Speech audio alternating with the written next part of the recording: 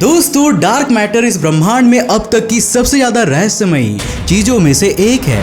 Dark matter वो वजह है जो ना सिर्फ ब्रह्मांड के बड़े बड़े ऑब्जेक्ट्स जैसे कि लार्ज गैलेक्सीज के बॉन्ड के लिए जिम्मेदार है, बल्कि हमारी मिल्की वे गैलेक्सी यहाँ तक कि हमारे सोलर सिस्टम को भी स्टेबल यानी कि स्थिर बनाए रखने में इसका बहुत बड़ा योगदान है। इसकी खोज हुए अभी पूरी एक सदी भी नहीं बीती है, पर इसके बारे में कई ऐसे अनसुलझे सवाल हमारे सामने खड़े हो चुके हैं जो महान एस्ट्रोफिजिसिस्ट के भी होश उड़ा देते हैं। कुछ तो ऐसे सवाल हैं जिनके जवाब हमें आज तक नहीं मिल पाए हैं और कई खगोल शास्त्रियों ने तो उन सवालों से अपनी हार ही मान ली है। अब क्या आप उनमें से किसी सवाल का जवाब दे सकते हो? तो हेलो गाइस, मैं हूं कौशिक और चलिए शुरू करते हैं आज के इस डार्कनेस से भरे एपिसोड को।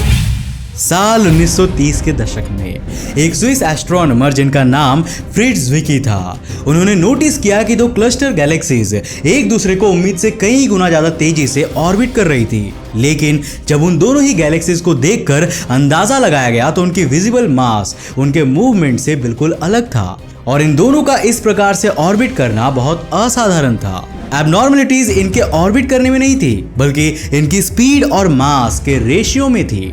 अब इससे वो हैरान तो हो गए थे, पर पूछे जाने पर फ्रिट्ज ज्विकी ने इसके लिए सिर्फ एक ही क्लैरिफिकेशन दिया, और वो यह कि इन दोनों ही गैलेक्सीज में कुछ अननोन तो है जो इनका मास तो बढ़ा रहा है पर हमें दिखाई नहीं दे रहा है।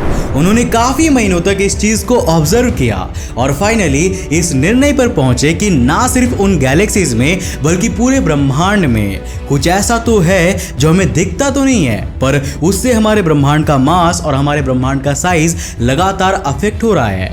और यहीं पर सबसे पहली बार कॉन्सेप्ट आया डार्क मैटर का।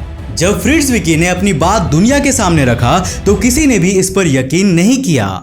अब ये इतनी अनबिलीवेबल बात जो निकली, और स्थिति आज भी यही है कि हम लोग अच्छे से जानते ही नहीं हैं कि डार्क मैटर एक्चुअली में होता क्या है। इससे जुड़े ऐसे कई सवाल हैं जो लोग आज भी पूछते हैं और आज हम लोग इन्हीं के बारे में डिस्कस करने वाले हैं। तो हमारा पहला सवाल ये आता है कि डार्क मैटर क्या है।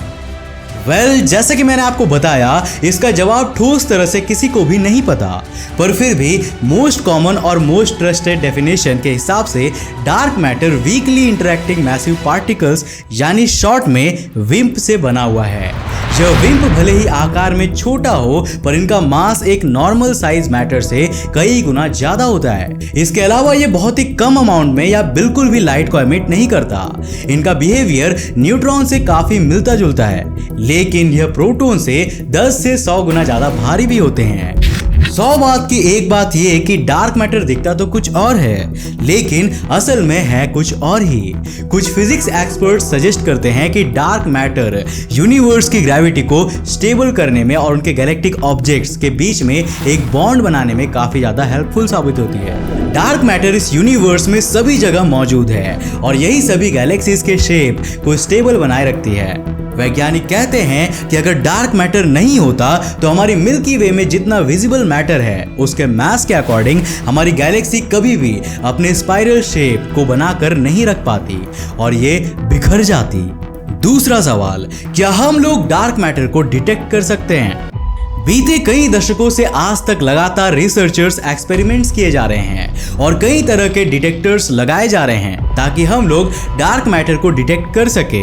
क्वांटम फिजिसिस्ट ये कहते हैं कि हो सकता है कि डार्क मैटर हम सबके चारों ओर मौजूद हो, लेकिन उसके साइज की वजह से हम उसे ना तो देख पाते हैं और ना ही डिटेक्ट कर पाते हैं। इसका एक जवाब यह भी है कि डार्क मैटर नॉर्मल मैटर से कभी रिएक्ट नहीं करता, यानी इस प्रकार की सिचुएशन होने का मतलब यह है कि डार्क मैटर किसी भी चीज के साथ ना तो कंबाइन होता है और ना ही कोई रिएक्शन करता है, जिसकी वजह से हम उसको कभी भी फिजिकल फॉर्म में नहीं देख पाते और उसे डिटेक्ट भी नहीं कर पाते। अभी के हिसाब से तो इसका जवाब ना है, पर भविष्य की टेक्नोलॉजी शायद इसे डिटेक्ट कर पाए। रिसेंटली चाइनीज पैंडा एक्स एक्सपेरिमेंट की मदद से यह परिणाम निकाला गया कि शायद डार्क मैटर वो है ही नहीं या उसकी वो प्रॉपर्टीज ही नहीं है जो हम मान रहे हैं और समझ रहे हैं, और शायद इसी वजह से हम ऐसी कोई भी डिटेक्टिंग मशीन नहीं बना पा रहे हैं जो डार्क मैटर को पहचान सके। यह experiments China Jinping underground laboratory में हुआ था, जो चाइना में जमीन के नीचे ही बनी हुई है। तीसरा सवाल, क्या डार्क मैटर एक से ज्यादा पार्टिकल से बना हुआ है? अब जैसे हमारे यूनिवर्स में मैटर है वैसे ही डार्क मैटर भी मौजूद है। तो साइंटिस्ट ये मानते हैं कि ठीक इसी तरह जैसे एक मैटर इलेक्ट्रॉन, प्रोटॉन और न्यूट्रॉन से बना होता है, ठीक उसी तरह यूनिवर्स में एक डार्क इलेक्ट्रॉन और एक डार्क प्रोटॉन भी मौजूद होगा और हो सकता है कुछ डार्क न्यूट्रॉन भी अस्तित्व में हो और यही तीनों आपस में मिलकर डार्क मैटर के एक एटम को बनाते होंगे। वहीं दूसरी ओर इसका जवाब ये भी हो सकता है कि डार्क मैटर में सिर्फ उसके सेंटर में केवल न्यूट्रॉन्स ही मौजूद हो। यूनिवर्स के करंट स्टेटस को देखते हुए वैज्ञानिक यही मानते हैं कि हो ना हो डार्क पार्टिकल्स एग्जिस्ट तो जरूर करते हैं, क्योंकि डार्क मैटर जैसी चीज को बनने के लिए किसी डिफरेंट पार्टिकल्स का होना तो एक लॉजिकल सी बात है। दोस्तों वीडियो में आगे बढ़ने से पहले बात करते हैं बिनोमो ऑनेस्ट ट्रेडिंग ऐप के बारे में। ये एप्पल स्टोर और एंड्रॉइड दोनों में अवेलेबल है। यहाँ बिग कंपनीज जैसे गूगल और अमेजॉन के स्टॉक में इन्वेस्ट करना होता है। इसमें इनके स्टॉक्स की वैल्यू फोरकास्ट करनी होती है कि समय के रिगार्डिंग इनका वैल्यू इंक्रीज होगा या डिक्रीज होगा। अब देखो, जैसे कि मुझे अपने एक्सपीरियंस से ये लग रहा है कि इस स्टॉक की वैल्यू इंक्रीज होगी, इसलिए मैंने 700 रुपए का फोरकास्ट अप पे कर दिया। अब थोड़ा सा वेट करते हैं एंड यस, मेरा फोरकास्ट करेक्ट निकला। इसको हम इजीली 24 आवर के अंदर अपने बैंक या पेटीएम में विड्रॉ कर सकते हैं। इसका मिनिमम डिपॉजिट 350 रुपए है। हमारा प्रोमो कोड यूज करने से आपका डिपॉजिट डबल हो जाएगा और मेरे डिस्क्रिप्शन लिंक से बिनोमो डाउनलोड करने पे मिलेंगे 65,000 रुपए डेमो अकाउंट में ट्रेडिंग प्रैक्टिस करने के लिए और डिफरेंट स्ट्रेटेजीज ट्राई करने के लिए। तो देर किस बात की, go and download Binomo honest trading app, link is in the description. चौथा सवाल, क्या डार्क फोर्सेस एग्जिस्ट करती है? एक नॉर्मल मैटर हर टाइम एक एक्स्ट्रा ऑर्डिनरी फोर्स को एक्सपीरियंस करता है और इसमें कुछ भी अलग नहीं है। यह एक कॉमन सी चीज है। जब दो मैटर पार्टिकल्स एक दूसरे के करीब होते हैं तो आपस में एक दूसरे पर इलेक्ट्रोमैग्नेटिक और केमिकल फोर्सेस अप्लाई करते हैं। अब सवाल यह आता है कि क्या इसी तरह से डार्क मैटर भी डार्क फोर्सेस रिलीज करती है? आपको जानकर हैरानी होगी पर इसका जवाब है हाँ, और इसके एक्सप्लेनेशन के लिए आता है डार्क फोटॉन्स। डार्क फोटॉन्स एक हाइपोथेटिकल डार्क सेक्टर पार्टिकल होता है जो कि ठीक उसी प्रकार फोर्स को कैरी करता है जैसे कि हमारे विजिबल वर्ल्ड में फोटॉन्स करते हैं। बस अंतर यह है कि ये डार्क फोटॉन्स डार्क मैटर से कनेक्टेड होते हैं और इसी कारण से ये हमें दिखाई नहीं देते। अब आप में से कई लोग ये सोच रहे होंगे कि यहाँ पर डार्क शब्द का मतलब काला या अंधेरा है जो हमें नहीं दिखता, बट असल में ये गलत है। यहाँ डार्क शब्द का मतलब है हिडन, यानी कि जो हमें नहीं दिखाई देता है। डार्क मैटर को आप हिडन मैटर भी कह सकते हैं। अब जैसे आप फोटॉन्स के बारे में तो जानते ही होंगे, इसे हम लाइट पार्टिकल्स भी कहते हैं। फोटॉन्स असल में कुछ अमाउंट में एनर्जी को कैरी करते हैं और इसी कारण से वैज्ञानिक ये मानते हैं कि डार्क फोटॉन्स भी डार्क मैटर्स के बीच इसी तरह की कोई एनर्जी को कैरी करता होगा और अगर हम उसे डिटेक्ट कर लेते हैं तो ये हमारे फिजिक्स को पूरी तरह से हिला देगा। अब कई रिसर्चर्स ये भी कहते हैं कि डार्क मैटर एक दूसरे को अपनी ओर अट्रैक्ट करने से ज्यादा एक दूसरे को रिपेल यानी कि दूर भेजते हैं, विच टेक्निकली मीन्स कि हाँ, डार्क फोर्सेस एग्जिस्ट तो करती है लेकिन नॉर्मल पार्टिकल्स के अट्रैक्शन फोर्सेस के बिल्कुल उल्टा। अब चाहे उल्टा करे या सीधा, फोर्स तो फोर्स होता है। अब जहां कॉन्सेप्ट आता है मैटर्स के बीच में दूरियां पैदा करने का, तो जाहिर सी बात है वहां पर डार्क एनर्जी और एक्सपेंशन का कनेक्शन तो बनेगा ही। लेकिन हम ये पुख्ता तौर पर नहीं कह सकते कि डार्क मैटर ही डार्क एनर्जी को प्रोड्यूस करता है। पांचवा सवाल, क्या डार्क मैटर हर एक गैलेक्सी में एग्जिस्ट करता है और क्या ये हमारे और आपके बीच इस धरती में भी मौजूद है? ब्रह्मांड में पहली बार डार्क मैटर का कॉन्सेप्ट एक गैलेक्सी के एक्चुअल मास का उसके विजुअल मास से ज्यादा होने पर पेश किया गया था। उसके बाद से जितनी भी गैलेक्सीज खोजी गई उन सब में डार्क मैटर की प्रेजेंस फील की गई थी। लेकिन ऐसी सिचुएशन में ये क्वेश्चन अराइज होता है कि क्या इसी तरह से डार्क मैटर हर एक गैलेक्सी में मौजूद है?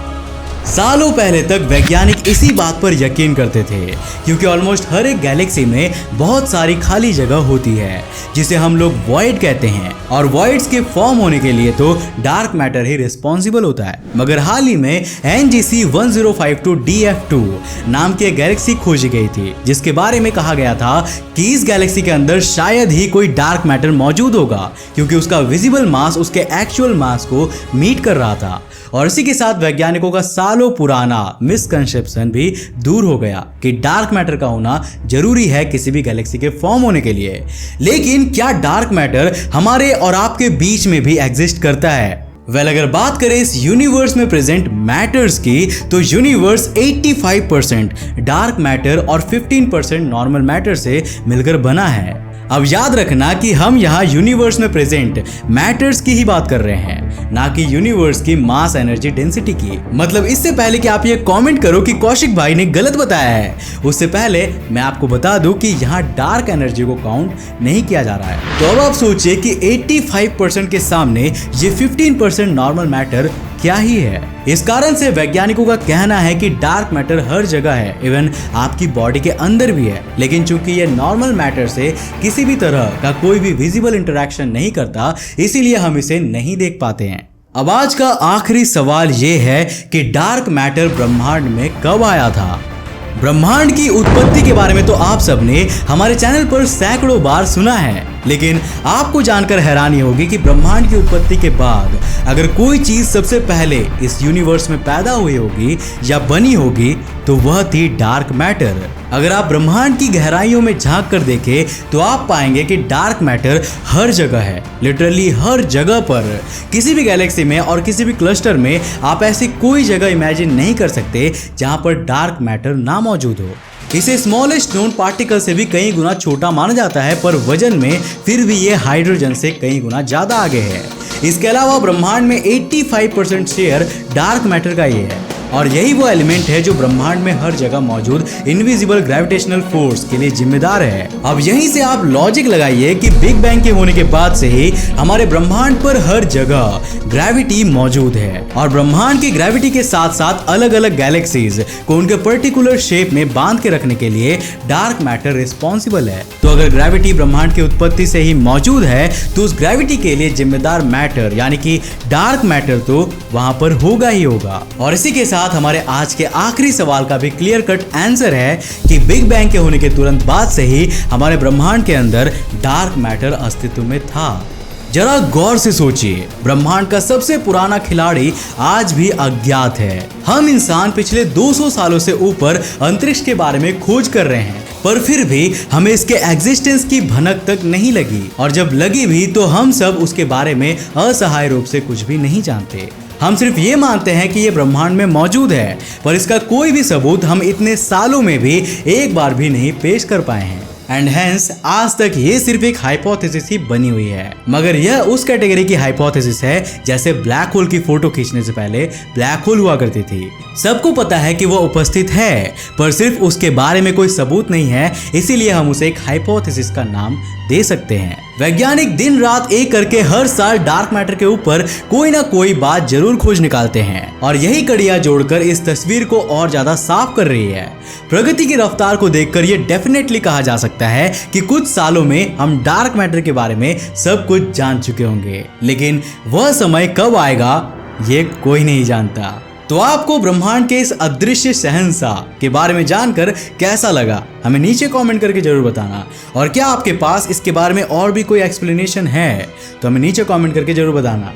उम्मीद है कि आज के इस वीडियो से आपने बहुत कुछ नया सीखा होगा। अगर हाँ तो इसे लाइक करने के साथ साथ अपने फ्रेंड्स के साथ जरूर शेयर करना। अगर आप नए हो इस चैनल पर तो इंटरेस्टिंग वीडियोस के लिए इस चैनल को सब्सक्राइब करने के साथ साथ नोटिफिकेशन बेल को ऑन कर देना, ताकि आप देख सको हमारे वीडियो सबसे पहले। तब तक के लिए बाय, जय हिंद।